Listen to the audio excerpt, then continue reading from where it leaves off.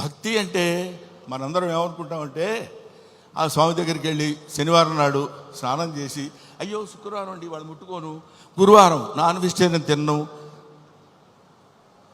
Non vegetarian తిన్నావా? Don't bring the God to kitchen level అన్నాడు వివేకానందుడు. భగవంతుడిని కిచెన్ లెవెల్కి తీసుకొస్తారు ఎందుకండి మీరు? అక్కర్లా, మీరు తినండి. కొండల కానలను తిరిగి దుర్జటి రాసిన పద్యం చెప్తున్నాను, నేను చెప్పేది కాదు. కొవ్విన పందుల లేళ్ల దుప్పులను చిన్నక పెద్దక కారు కమ్మగా ఉండుదురు, నీవిచ్చట ఉండనేలా నా కొడుకు ఆనతీక ఉడుమురికి రాగదవయ్య లింగమా. నువ్వు రా, మా చిన్నక్క పెద్దక్క ఉన్నారు, దుప్పి మాంసం, వేట మాంసం, పంది మాంసం తీసుకొచ్చి పెడతాను నీకు. కొవ్విన పందుల లేళ్ల దుప్పులు అంటే నువ్వు తినేటువంటి ఆహారంలో ఉన్నటువంటి విశిష్టత గురించి నీకు నేను సమర్పిస్తాను.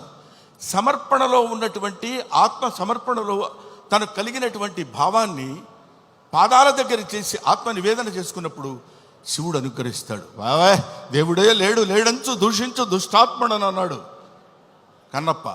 అటువంటి వాణ్ణి కూడా మార్చి తన వైపు తిప్పుకొని, ఒరే నన్ను ఆశ్రయించు, నీకెవడో దిక్కులేనప్పుడు నేనున్నాను నీకు. ఎందుకంటే ఇంకా ఆయన గురించి చెప్పాలంటే అద్భుతమైన విషయాలు ఎన్నో చెప్పొచ్చు. అందరూ కాదని కింద పడేస్తే చనిపోయిన శరీరాన్ని నేనున్నాను రా నీకు అని అక్కున చేర్చుకునేటువంటి మహానుభావుడు ఆ పరమేశ్వరుడు శివుడు. ఎప్పుడు వద్దొద్దు అయిపోయాడు తీసి పడేయండి కింద అంటాం మనం, మన ఇంట్లో వాళ్ళనే మనం అంటాం. అటువంటి వాళ్ళని అందుకనే దాన్ని ఏమంటారంటే అధికుడని అధముడని నరుని దృష్టిలోనే భేదాలు, శివుని దృష్టిలో అంతా సమానులే. కాబట్టి అక్కడ ఇచ్చట అస్పృశ్యత సంచరించుటకు తావే లేదన్నాడు జాషువా. ఇక్కడ అబ్బాయి నేను వీడు ఫలానా క్యాస్టోడు, నేను ముట్టుకొని వీడిని ముట్టుకొని అని ఉండదు. ఇటువంటి శివతత్వాన్ని మన వాళ్ళ వరకు, మన 2 రాష్ట్రాల వరకు అని కాకుండా యావత్ భారతదేశంలో ఉన్నటువంటి ఈ ఎవడు శివుడంటే ఇంకా ఎంతసేపు అయినా మాట్లాడతాను. కాకపోతే సుమ లక్కీగా ఇక్కడ లేదు. కాబట్టి ఎందుకంటే మీ అమ్మా నాన్న ఎవరంటే ఫలానా అని చెప్తాం, వాళ్ళ అమ్మా నాన్న ఎవరంటే ఫలానా వాళ్ళని చెప్తాం, వాళ్ళ అమ్మా నాన్న అని చెప్తాం.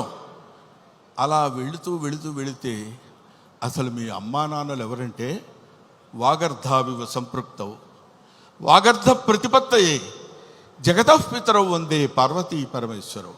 జగత్తుకే తల్లిదండ్రులైనటువంటి వాళ్ళు పార్వతీ పరమేశ్వరుడు.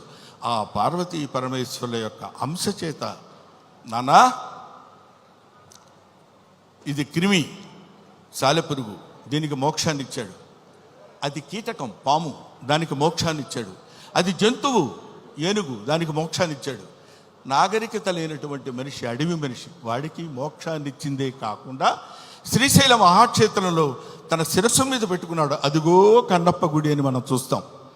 అంతటి ప్రాతిష్ఠ్యం కలిగినటువంటి ఈ అద్భుతమైనటువంటి కావ్యాన్ని చిత్రీకరించాలనేటువంటి ఆలోచన మోహన్ బాబు గారికి కలగటం, ఇది అందరికీ పంచాలి, ఈ శివతత్వం అందరికీ తెలియాలి, ఈ భక్తితత్వం అందరికీ తెలియాలంటున్నారు. కాబట్టి మహాత్ములైనటువంటి వాళ్ళకి, మహానుభావులైనటువంటి వాళ్ళకి, జ్ఞానులైనటువంటి వాళ్ళకి, జ్ఞానమే అజ్ఞానం అనుకునేటువంటి వాళ్ళకి, అజ్ఞానమే జ్ఞానం అని కూడా పరిగణించుకునే వాళ్ళందరికీ శిరస్సు వంచి వయసులో మీ అందరికంటే పెద్దవాడైనా నమస్కరించి మిమ్మల్ని కోరుకునేది ఏంటంటే శివతత్వాన్ని సంబంధించిన ఈ సినిమాని ఎవరు అడ్డుకోవద్దు. మీ అందరి సినిమా చూడమని కూడా నేను చెప్పట్లేదు, అడ్డుకోవద్దు.